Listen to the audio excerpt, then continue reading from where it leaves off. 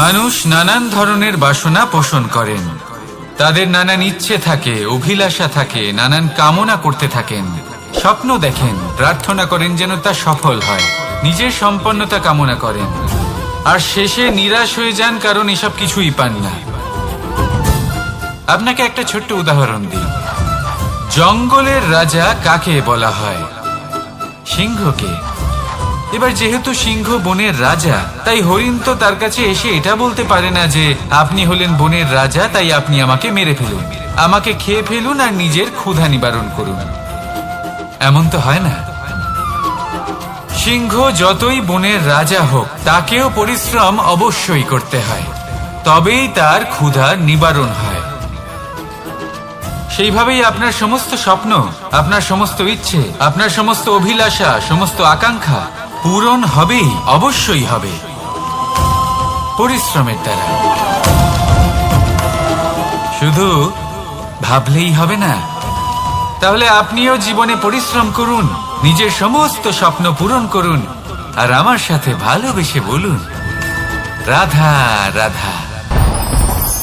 আপনি কি কখনো কোনো উঁচু পর্বতের শিখরে পৌঁছতে পেরেছেন? যদি পৌঁছে থাকেন বা যদি আপনি কোনো উঁচু পর্বতের শিখরে যান, তাহলে ভালো করে দেখবেন, আপনি যত উঁচুতে অগ্রসর হতে থাকবেন, আস্তে আস্তে সমস্ত বনস্পতি বিলুপ্ত হতে থাকে। তারপরে সমস্ত গাছপালা, পশু পাখি সব বিলুপ্ত হতে থাকে। শেষ পর্যন্ত সেই শিখরে থেকে যায় শুধুমাত্র শান্তি, নীরবতা। আমাদের মানুষের সাথেও এটাই হয়। মানুষ যখন আত্মবিকাশের পথে অগ্রসর হতে থাকে এবং নিজের জীবনের শিখরে পৌঁছতে চায়, তখন তার একা থাকা অত্যন্ত প্রয়োজনীয় হয়। আর তাকে তখন ত্যাগ করতে হয় নিজের সুখ স্বাচ্ছন্দ্য, নিজের সম্পত্তি, নিজের সমৃদ্ধি, নিজের সৌন্দর্য। দেখুন, জীবনের শিখরে পৌঁছানো একেবারেই সহজ কাজ নয়। এ হলো অত্যন্ত দুর্গম এক পথ। কিন্তু যদি আপনি সেখানে পৌঁছতে চান, তাহলে আপনাকে ত্যাগের প্রবৃত্তি জাগিয়ে তুলতে হবে।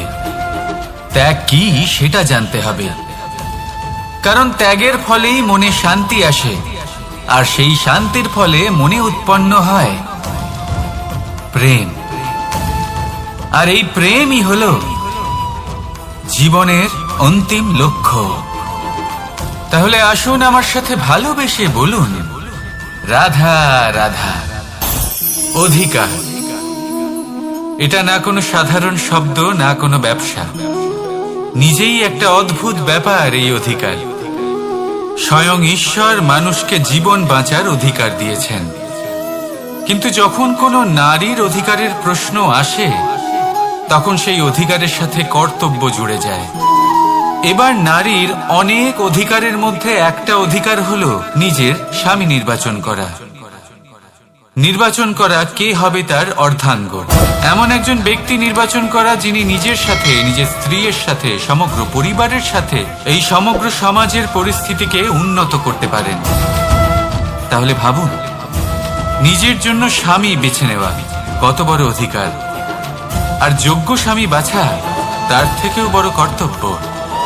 তাই নারীর অধিকারের সাথে যখন কর্তব্য শব্দ জুড়ে যায়, অধিকার নামক শব্দের মাহাত্ম্য আরো বেড়ে যায়। আপনিও নিজের জীবনে নিজের অধিকারের সাথে কর্তব্যকে জুড়ে দেখুন। যদি এরকম করেন, তাহলে সমস্ত স্বপ্ন পূর্ণ হবে, আর মন প্রসন্ন হয়ে বলবে, রাধা রাধা। কর্ম, কর্ম সর্বদাই শান্ত মনে করুন। ভিতের সেই ইটের মতো করুন যে শান্তভাবে 7 হাত গভীরে অবস্থান করে। সবার চোখ যায় শিখরের সেই পতাকার দিকে, কিন্তু শিখরে থাকা সেই পতাকা প্রতীক হলো ভিতের মধ্যে থাকা সেই ইটের শক্তির, যে শান্ত মনে নিজের কাজ করে গেছে। তাই এইভাবেই নিজের কর্ম করুন শান্ত মনে, সন্তোষ ভাব নিয়ে। কলরব যা করার তা আপনার সাফল্যকে করতে দিন, কারণ যখন সাফল্যের এই জয় জয়কার চারিদিকে ছড়িয়ে পড়ে, তখন কর্মের এই মৌনতা আরো শক্তিশালী হয়ে ওঠে। তাহলে আসুন আমার সাথে ভালোবেসে বলুন, রাধা রাধা। পরীক্ষা, এমন একটা শব্দ যেটা শুনে সংসারের বেশিরভাগ মানুষই ভয়ভীত হয়ে পড়েন। কারণটা কি? অসফলতার ভয়। পরীক্ষা এই শব্দের যদি আমি অন্য দিকটা দেখাই, তার তাৎপর্য এই নয় যে আপনার দুর্বলতা সবার সামনে তুলে ধরবে। এটা তো হলো সেই যুক্তি যা আপনার বল, সাহস, শক্তিগুলি সবার সম্মুখে তুলে ধরবে। আগে হ্যাঁ, এটাই হলো সেই যুক্তি। আপনি নিজেই কখনো দেখবেন পরীক্ষার সময় আপনার অন্তরের অনেক গুণ বাইরে বেরিয়ে আসে। এমন কোনো শক্তির উদ্ভব হয় যার বিষয়ে আপনি নিজেও জানতেন না, ঠিক কিনা? তাই এই পরীক্ষাকে কখনো ভয় পাবেন না। বিশ্বাসের সাথে নির্ভীক হয়ে এটার সম্মুখীন হন। দিনের শেষে এই পরীক্ষা শুধুই আপনাকে উজ্জ্বল করবে, আপনাকে আরো শ্রেষ্ঠ করে তুলবে। তাহলে আসুন আমার সাথে ভালোবেসে বলুন, রাধা রাধা। জলে জলকেলি করতে কে না ভালোবাসেন? আমাদের মধ্যে প্রত্যেক মানুষ চান কোথাও একটা সরোবরে, কোনো নদীতে, জলের মাঝে জলক্রীড়া করে আনন্দ উপভোগ করতে, তাই তো? এবার বলুন, আমাদের মধ্যে এমন কে কে আছেন যারা সাগরের ঢেউয়ের মধ্যে এক পাড় থেকে অন্য পাড়ে সাঁতার কেটে যাবার সাহস রাখেন? কে আছেন এমন? এবার এই কাজ তো হলো অত্যন্ত কঠিন। আমরা পাড় পছন্দ করি, জলকেলি করতে ভালোবাসি, কিন্তু পাড়ের কাছে, সমুদ্রের ঢেউয়ে নয়। কিন্তু একটা কথা মনে রাখবেন, যেই দিন এই পাড়ের কথা ভুলে গিয়ে আমরা সাগরের ঢেউয়ের সাথে লড়াই করার সাহস রাখব, সেই দিনই সাগরের ঢেউয়ের সাথে লড়াই করার শক্তিও আমরা পেয়ে যাব। পার আমাদের অত্যন্ত প্রিয়, আমাদের সুরক্ষিত রাখে, কিন্তু এটা আমাদের দুর্বল করে তোলে। তাই এই পারের মায়া ত্যাগ করুন আর সাগরের ঢেউয়ের সাথে লড়াই করার সংকল্প নিন। নিজের প্রতি বিশ্বাস রাখুন, তারপর দেখুন কি হয়। সফলতার শিখরে আপনার এই জীবন পৌঁছবে আর ভালোবেসে বলবে, রাধা রাধা। মানুষ যখনই নিজের জীবনে নতুন কিছু করতে যায় তখন ভয়ভীত হয়ে থাকে। ভাবে, যদি আমি অসফল হই তাহলে কি হবে? কে কি ভাববে? কেউ আমাকে দেখে হাসবে কিনা? যদি আমি আমার মতামত দিই তাহলে বলবো, এইসব পরীক্ষার সম্মুখীন হতে কখনো ভয় পাবেন না। কারণ যাই হোক না কেন, পরিণাম দুটোই হতে পারে। একটা হয় আপনি জিতে যাবেন, দ্বিতীয় পরিণাম আপনি হেরে যাবেন। খুব সোজা। যদি জিততে পারেন আপনি সবাইকে নেতৃত্ব দিতে পারবেন, কিন্তু যদি আপনি হেরে যান তাহলে আপনার কাছে সেই অভিজ্ঞতা থাকবে যা দিয়ে আপনি আগামী প্রজন্মের পথপ্রদর্শক হবেন। এবার ভাবুন, এই অভিজ্ঞতা দ্বারা আপনি কাউকে সাহায্য করছেন যা দিয়ে সে নিজের স্বপ্ন পূরণ করতে পারবে। খুব পুণ্যের বিষয় এটা। একটা সহজ কথা জেনে রাখুন, জয় হোক বা পরাজয়, দুটো একই দিকে নিয়ে যায়, আর সেটা হলো জয়ের দিকে। শুধু নিজের দৃষ্টিভঙ্গি শুভ করে তুলুন আর নিজের পরীক্ষাগুলিকে সীমিত করে তুলবেন না। নিজের এই সীমাগুলিকে আহ্বান জানান। নিজের ব্যক্তিত্বকে বিশাল করে তুলুন, শক্তিশালী করে তুলুন। আর আমার সাথে ভালোবেসে বলুন, রাধা রাধা। এই সম্পর্ক হলো গুরু এবং শিষ্যের। গুরু হলেন ধনুকের সেই প্রত্যঞ্চার মতো যিনি নিজেকে পেছনে রেখে শিষ্যকে তার গন্তব্যের দিকে এগিয়ে দেন, তাকে নিজের লক্ষ্য ভেদ করতে দেন, আর সর্বদাই কঠোর হয়ে থাকেন যাতে শিষ্য কখনোই নিজের লক্ষ্যচ্যুত না হয়। ধন্য হলেন এমন গুরু যারা শিষ্যকে নিজের গন্তব্যে পৌঁছেও দেন এবং তার সব কৃতিত্ব তাকেই দেন, নিজের শিষ্যকে, নিজের বাণকে। তাহলে আপনারা চিরকাল এরকম গুরুকে মনে রাখবেন, সর্বদা তাদের সম্মান করবেন, সর্বদা তাদের ভালোবাসবেন, কখনো জীবনে পিছিয়ে পড়বেন না আপনি। আসুন আমার সাথে ভালোবেসে বলুন, রাধা রাধা। আপনি কখনো আতর মেখেছেন? একটা শ্রেষ্ঠ আতরের গুণ হলো ওকে মাখার পরে অনেক দিন পর্যন্ত তার সুবাস থেকে যায়। তারপরে আপনি বস্ত্র বদল করুন বা রেখে দিন, তার সুবাস থেকেই যায়। এবার ধরে নিন এই আতর হলো আপনার কর্ম, আর আপনার শরীর, আপনার বস্ত্র হলো আপনার জিহ্বা। যত শ্রেষ্ঠ আপনার কর্ম হবে তত বেশি এই সংসার আপনাকে জানবে। আপনার কর্ম যদি সর্বশ্রেষ্ঠ হয় তাহলে সারা জীবন মনে রাখবে, আর জীবনের পরেও আপনাকে ভুলবে না। এই কর্ম ধর্ম ভেবে পালন করবেন, কারণ এই চিন্তা ভাবনাই সত্য হয়ে সামনে আসে। সেই জন্য ভাবনাকে পুষ্ট করুন, যুক্তিবোধ শ্রেষ্ঠ করে তুলুন।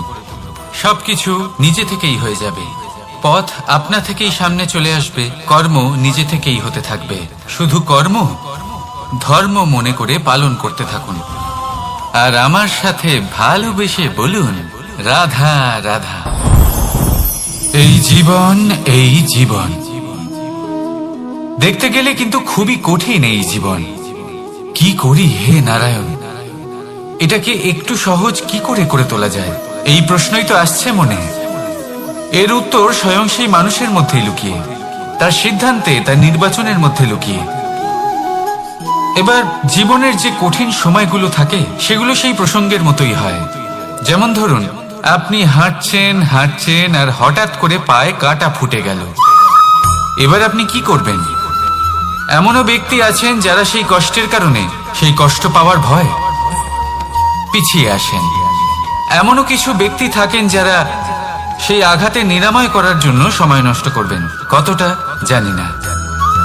এমনও কিছু ব্যক্তি থাকতে পারেন যিনি হয়তো সেই কাঁটাকে তুলে নিয়ে তার ব্যবহার গজালের মতো করবেন, তাকে দেওয়ালে পুঁতে একটা সুন্দর ছবি লাগাবেন, যাতে সেই দেওয়াল আরো সুন্দর দেখতে মনে হয়।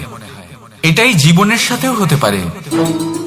এবার দেখুন, জীবন হলো কঠিন নাকি অত্যন্ত কঠিন সেটা গুরুত্বপূর্ণ নয়, সেটাকে সরল করার জন্য আপনি কি করছেন সেটা গুরুত্বপূর্ণ। জেনে রাখুন, আমরা সবাই মরণশীল, আমাদের সবার মৃত্যু হবে, প্রত্যেককেই এক না একদিন অবশ্যই মরতে হবে। এবার যখন সেটা হতেই চলেছে, তাহলে ভয় কেন পাবো, চিন্তা কেন করব? দুশ্চিন্তা করলে কি এর সমাধান হয়ে যাবে? কখনোই নয়। যা প্রারব্ধ তা হবেই। তাই জীবন এই কিছুক্ষণ আপনাকে বাঁচার জন্য দিয়েছে, তা বাঁচতে শুরু করে দিন। জীবনে যা পরিস্থিতি আসুক তা ধন্যাত্মক দৃষ্টিভঙ্গি দিয়ে দেখা শুরু করুন। এটা যদি আপনি শিখে নিতে পারেন তাহলে আপনার এই জীবন সুখ ও প্রসন্নতা দ্বারা ভরে উঠবে। আর এই প্রসন্নতাই আপনি বলবেন, রাধা রাধা। বৃষ্টির জল যখন মেঘের দ্বারা টিপ টিপ করে ঝরে পড়ে তখন কি ভালো লাগে, তাই না? শুধু যে এই আবহাওয়া ভালো করে তুলে তাই নয়, এই মাটিতে সমাহিত হয়ে একটা অত্যন্ত সুন্দর গন্ধ উৎপন্ন করে। এই লতা পাতা, এই বৃক্ষ এদের জীবন দান করে, এদের পুষ্ট করে তোলে, আর তার সাথে অনেক জীবের কল্যাণ করে। কিন্তু ভাবুন, যখন বজ্রপাত হয় তখন কি হয়? এই সমস্ত জলের ফোঁটা অনিয়ন্ত্রিত হয়ে যায়, একটা ভয়ানক বন্যার রূপ নিয়ে নেয়, যা শুধুমাত্র মহাবিনাশ করে। এর সারমর্ম কি? এর সারমর্ম হলো কর্ম করুন, কিন্তু তার নিয়ন্ত্রণ রেখে। যদি আপনি নিয়ন্ত্রণে না থাকেন তাহলে আপনিও জীবনরূপী এই বর্ষার পরিবর্তে ভয়ানক বন্যার রূপ ধারণ করবেন। এবার বিকাশ ঘটাবেন নাকি বিনাশ, সিদ্ধান্ত হলো আপনার। যদি বিকাশ ঘটাতে চান তাহলে নিজের কর্মের সাথে সাথে নিজের মনকেও নিয়ন্ত্রণ করতে শিখুন। এই মনকে সংযত করুন, একে নিয়ন্ত্রণে রাখুন, নিজের কর্মকে নিয়ন্ত্রণে রাখুন, ভারসাম্য বজায় রাখুন, আর আমার সাথে ভালোবেসে বলুন, রাধা রাধা। কখনো ঘোড়া আর তার ঘোড়সওয়ারিকে দেখেছেন? ঘোড়ার ডান এবং বাম দিকে যেন একটা পর্দা লাগানো থাকে। তার কারণ কি? যাতে ঘোড়া অন্য কোনো দিকে দেখতে না পায়, শুধুমাত্র সামনে দেখে আর সেই দিকেই এগোতে থাকে। বলতে গেলে এটা খুব সাধারণ ব্যাপার, কিন্তু এর পেছনে খুব বড় এক বিজ্ঞান লুকিয়ে রয়েছে। আপনি যদি জীবনে নিজের লক্ষ্যে পৌঁছতে চান, তাহলে আপনাকে এদিক ওদিক তাকানো বন্ধ করতে হবে। শুধু সামনে নিজের লক্ষ্যের দিকে তাকিয়ে থাকতে হবে। তখনই জীবনে সাফল্য লাভ করবেন। ঘোড়া তো শুধুমাত্র এক পশু, তার উপরে লাগাম পরাতে হয়, চোখের ডান এবং বাম দিকে পর্দা পরিয়ে দেওয়া হয়। আপনি হলেন মানুষ, আপনাকে লাগাম কে পরাবে? কেউ না। এটা আপনাকে নিজেকেই করতে হবে। মনের গভীরে প্রবেশ করুন আর আবেগগুলিকে লাগাম পরান, তাদের নিয়ন্ত্রণ করতে শিখুন। আর নিজের দৃষ্টি সামনে, শুধু নিজের লক্ষ্যের দিকে। মনে রাখবেন, যদি আপনার দৃষ্টি শুধুমাত্র নিজের লক্ষ্যে থাকে, তাহলে লক্ষ্য ভেদ অবশ্যই করবেন। যদি একাগ্রতা এদিক ওদিক চলে যায়, তাহলে লক্ষ্য হারিয়ে যাবে। রাধা রাধা।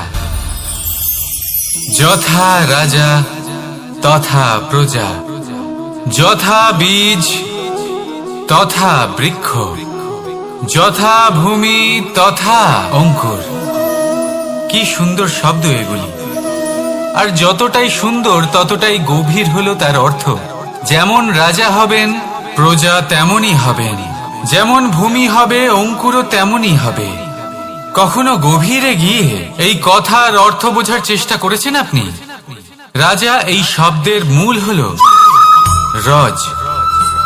রজ কথার অর্থ হলো মাটি। অর্থাৎ রাজা হলেন তিনি যিনি মাটির সাথে যুক্ত।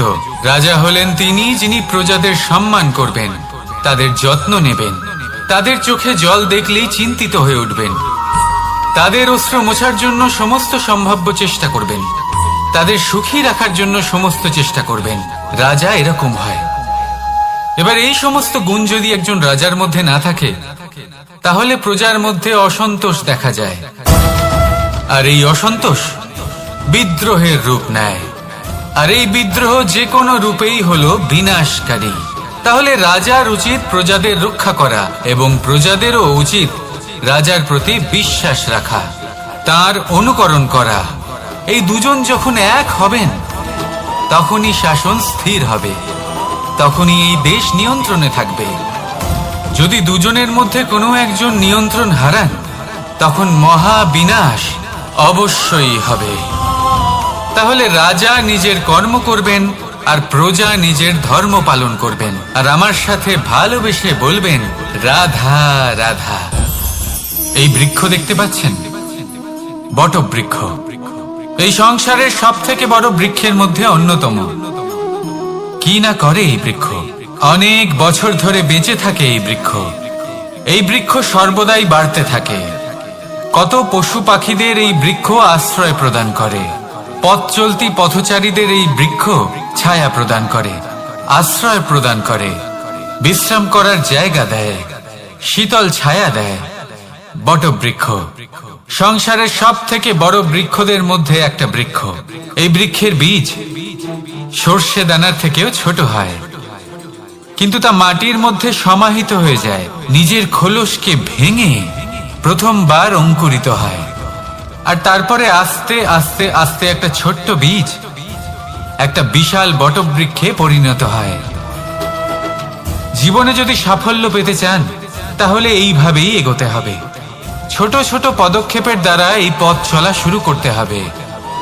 সেই জন্য ছোট কাজ করতে কখনো সংকোচ করবেন না, ছোট কাজ করতে কখনো লজ্জা পাবেন না।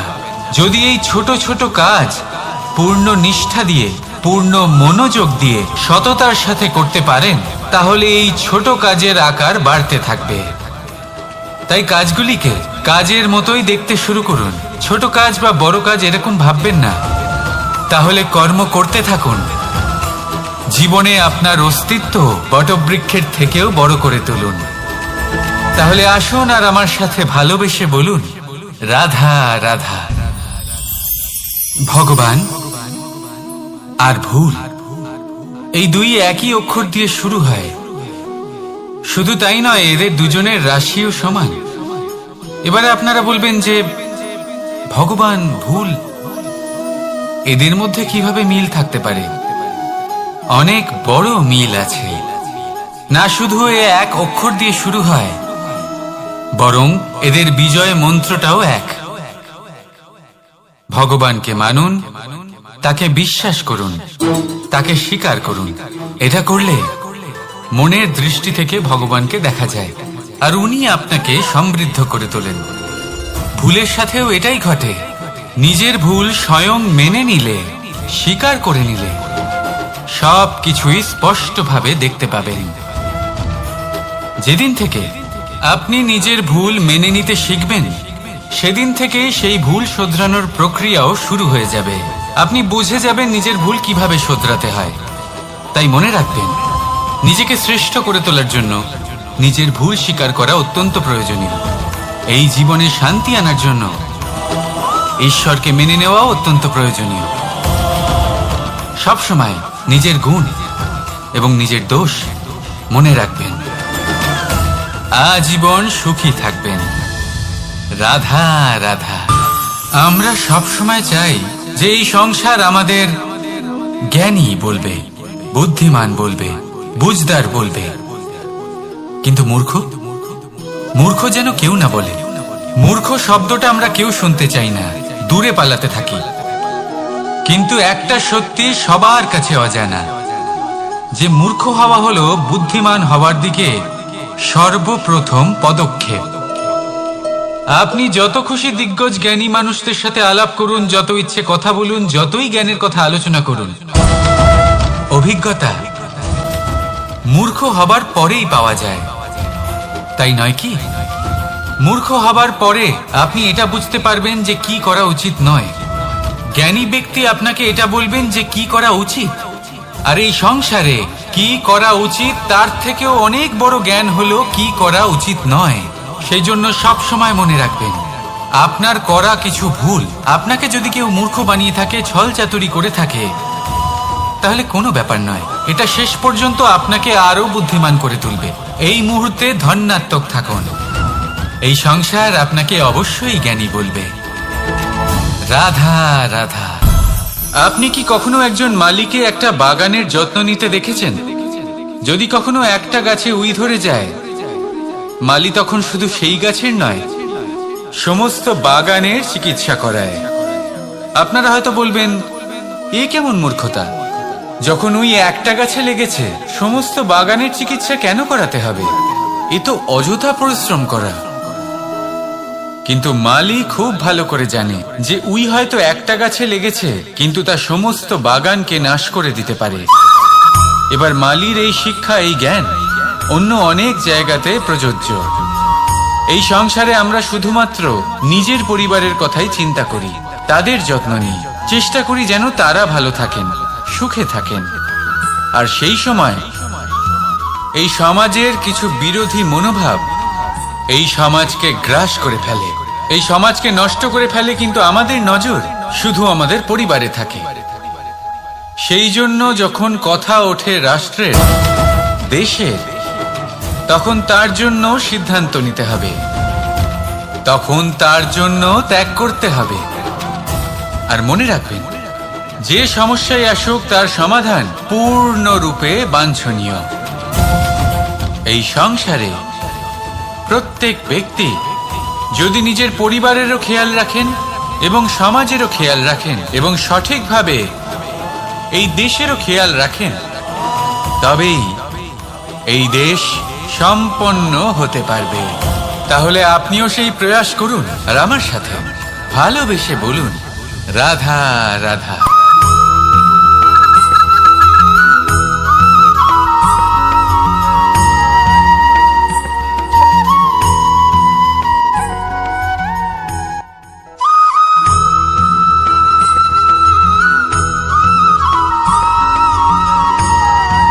কর্ম এবং ফল।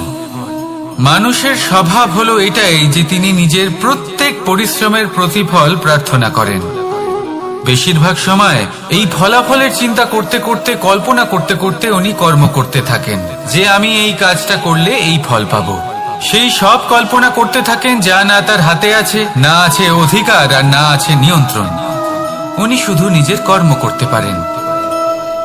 উনি কি ফল পাবেন তা তার হাতে কখনোই নেই। তাই আপনিও শুধুমাত্র কর্ম করতে থাকুন, ফলের চিন্তা করবেন না।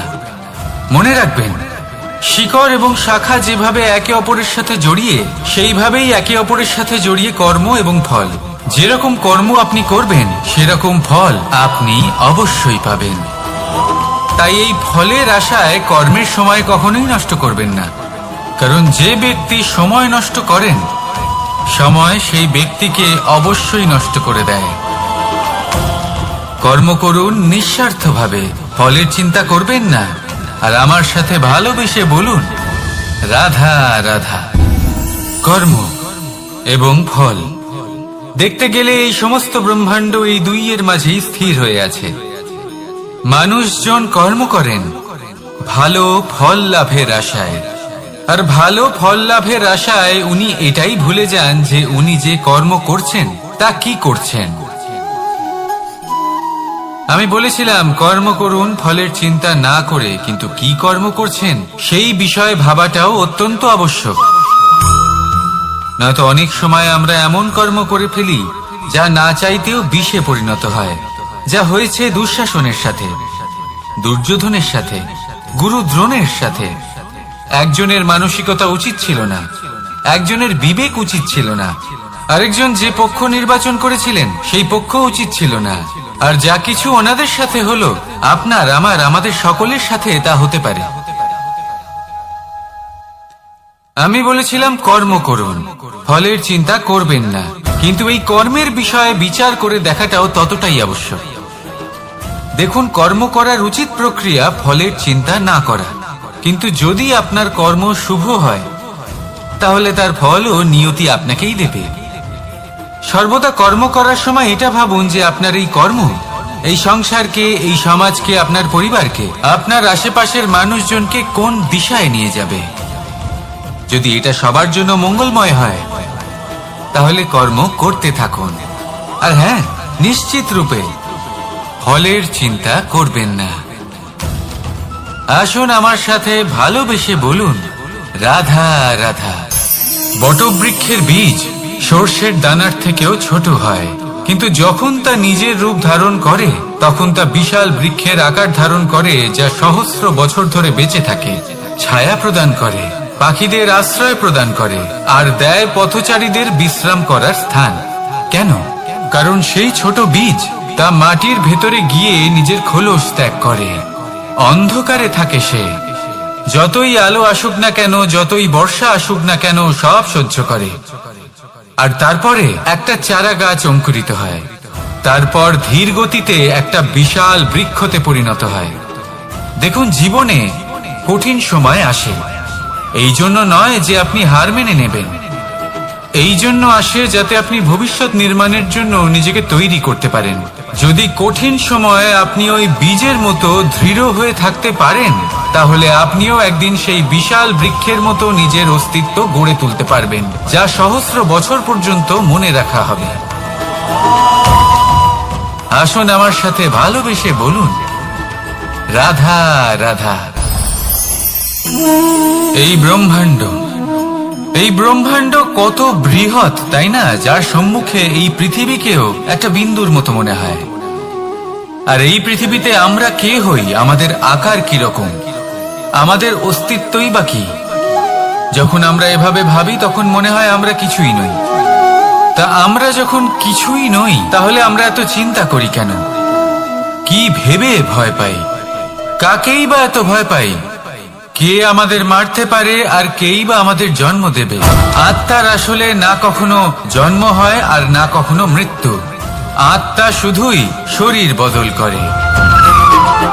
আপনি, আমি, আমরা সকলে এই শরীর নয়, আমরা হলাম আত্মা, যা হলো পরম আত্মার পরম অঙ্গ।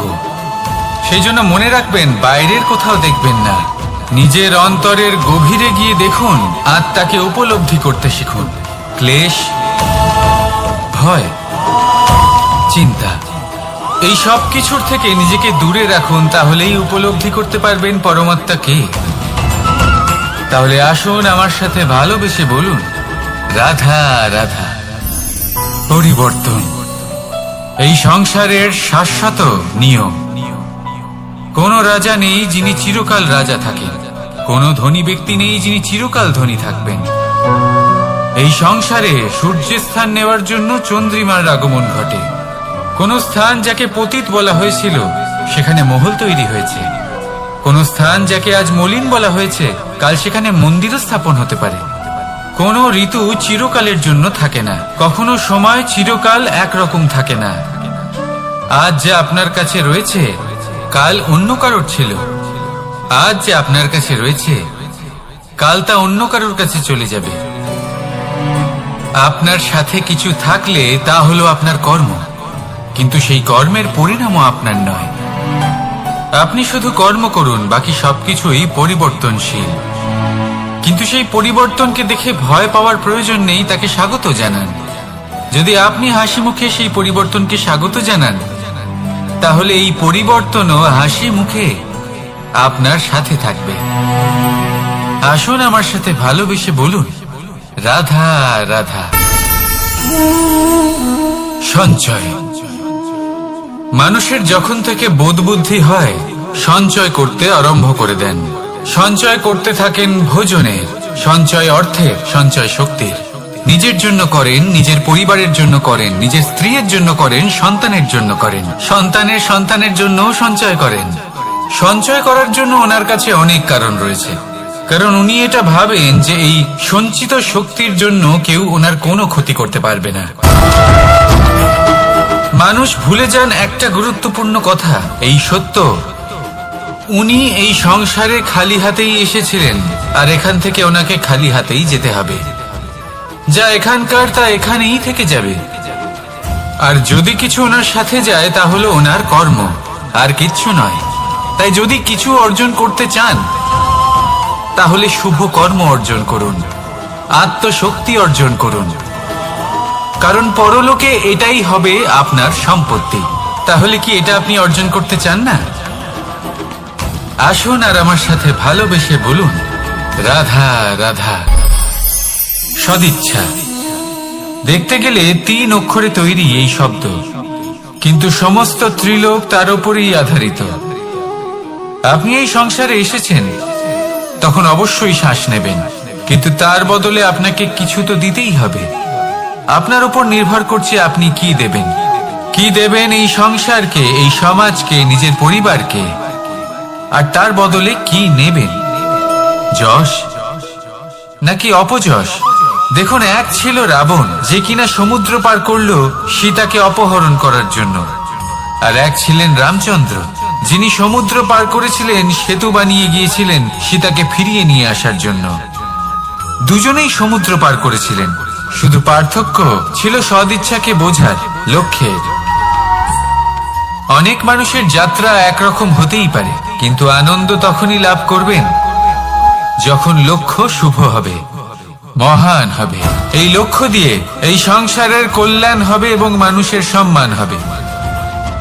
যদি আপনার সংকল্প উচিত হয় তাহলে আপনার লক্ষ্য উচিতই হবে, নয়তো শুধুমাত্র বিনাশ হবে। আর উচিত এটাই হবে যে বিনাশের হাত থেকে যেন নিজেকে বাঁচানো যায়, কি বলেন? তাই জীবনে যে লক্ষ্য স্থির করছেন মনে রাখবেন তা যেন শুভ লক্ষ্য হয়। যদি এরকম হয় তাহলে আপনার যাত্রা, আপনার জীবন দুটোই শুভময় হবে। আসুন আর আমার সাথে ভালোবেসে বলুন, রাধা রাধা। সুরক্ষা।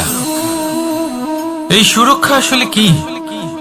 এটা কি কোনো কবচ নাকি কোনো সীমা? এই সুরক্ষা আসলে অন্য কিছু। আমাদের মাতা পিতা, আমাদের প্রিয়জন, আমাদের বন্ধু, এই সমাজ, আমাদের শুভাকাঙ্ক্ষী, আমাদের আত্মীয়, এনারা সবাই আমাদের জীবনে কোনো না কোনো ভাবে সুরক্ষা দিয়ে থাকেন, একটা কবচ দিয়ে থাকেন কোনো না কোনো রূপে। কিন্তু দেখতে গেলে আমাদের পরাক্রমের পথে, আমাদের বীরত্বের পথে, আমাদের সাহসের পথে এই সুরক্ষাই সব থেকে বড় বাধা হয়ে দাঁড়ায়। একবার ভেবে দেখুন, যদি আপনি কোনো সুরক্ষাই না পান, বা যদি আপনি এই সুরক্ষা ভেঙে বাইরে আসতে পারেন, তাহলে আপনার বীরত্ব চরম সীমায় পৌঁছে যায়। কেন? কারণ তখন আপনি জানেন যে এই সংসারের সম্মুখীন আমাদের নিজেদেরই হতে হবে। আপনি বুঝে যান যে শত্রুর সম্মুখীন এবার নিজের বলের দ্বারা, নিজের পরাক্রমের দ্বারা, নিজের সাহসের দ্বারা করতে হবে। আর তখন আমাদের মনের মধ্যে এই শক্তি জাগ্রত হয়। এই শক্তি অন্তরেই বসবাস করে। শুধু এটা চিনে নিতে হবে, একে জাগ্রত করতে হবে। আর এটা সুরক্ষা ভেঙে যাওয়ার পরেই সম্ভব হয়। আর যারা নিজের শক্তি সম্পর্কে জানেন, যিনি নিজেই জানেন তিনি কতটা শক্তিশালী, তিনি নিজেই নিজের সুরক্ষা কবচ চিরকালের মতো ভেঙে ফেলে দেন, ঠিক কর্ণের মতো। আর তারপরে দেখুন, আপনার পরাজয় হোক বা বিজয়ী হোক না কেন, সেটাই অনেক বড় হয়, সেটাই প্রশস্ত হয়ে থাকে। সেই জন্য ত্যাগ করুন নিজের ভয়কে, নিজের আশেপাশের এই সুরক্ষা চক্রকে ভেঙে ফেলুন। আর সম্মুখীন হন এই সংসারের নিজের শত্রুর সম্মুখীন হন। পরাক্রমের এই অঙ্কুর, তা অঙ্কুরিত হওয়ার জন্য বীজের উপরের এই কবচ, এটা ভেঙে যাওয়া অতি আবশ্যক। আসুন আমার সাথে ভালোবেসে বলুন, রাধা রাধা। যখন আমরা হাঁটতে থাকি আর আমাদের পায়ে কাঁটা বিঁধে যায়, তখন মুখ দিয়ে আহ বেরিয়ে আসে, কান্না চলে আসে, আর অনেক সময় অভিশাপও বেরিয়ে আসে। কিন্তু আমরা কি কখনো এটা এইভাবে দেখেছি, এইভাবে ভেবেছি যে আমরা যে পথে চলেছি সেই পথে কাঁটা বিঁধেছে, নাকি আমরা সেই পথ নির্বাচন করেছি যাতে শুধুই কাঁটা রয়েছে? নাকি আমরা এভাবে ভেবে দেখেছি যে এই কাঁটা আমাদের কষ্ট দিতে এসেছে, নাকি এটা আমরাই বিছিয়ে রেখেছিলাম? সাবধান থাকা উচিত ছিল, কারণ কাঁটা বিঁধলে যন্ত্রণা হবে, চিৎকার করে ফেলতে পারি, মুখ থেকে অভিশাপও বেরিয়ে আসতে পারে। কিন্তু এই অভিশাপ শুধুমাত্র আমাদের তরফ থেকে অভিশাপ হয়, সামনের ব্যক্তিটির ওপরও নির্ভর করে। এবার সেই ব্যক্তি যদি এমন হয় যে ফুল আর কাঁটা এই দুই সমানভাবে গ্রহণ করতে পারে, তার কাছে অভিশাপও বরদানে পরিণত হয়। শেষ পর্যন্ত ব্যাপারটা দাঁড়ায় ভাবনা, চিন্তা, দৃষ্টিভঙ্গির ওপর। কারণ আপনার এই ভাবনাই সত্যি হয়ে সামনে আসে। সেই জন্য এই ভাবনা, চিন্তা, মানসিকতাকে গুরুত্ব সহকারে দেখবেন। এই বিবেচনা নিয়ে বিবেচনা করতে শিখুন। আমার কথার অর্থ হলো যে জীবনে যখন এরকম কিছু একটা ঘটবে, তখন ভেবে দেখুন যে এরকম কেন হলো। আপনি কি এমন কোনো কর্ম করেছিলেন যার কর্মফল এটা? এমন কোনো কাজ যা অনুচিত ছিল, অসত্য ছিল, যা অভদ্রতার কারণ ছিল? ভেবে দেখা প্রয়োজন। দেখুন, ইচ্ছে হলো আপনার যে আপনি কি করতে চান, ভাবনা আপনার, সত্য আপনার, জীবন আপনার, সিদ্ধান্ত আপনার। আসুন আর আমার সাথে ভালোবেসে বলুন, রাধা রাধা। সময়, এই সময় আসলে কি? এই সময় একটা সরল রেখা তো কখনোই নয়।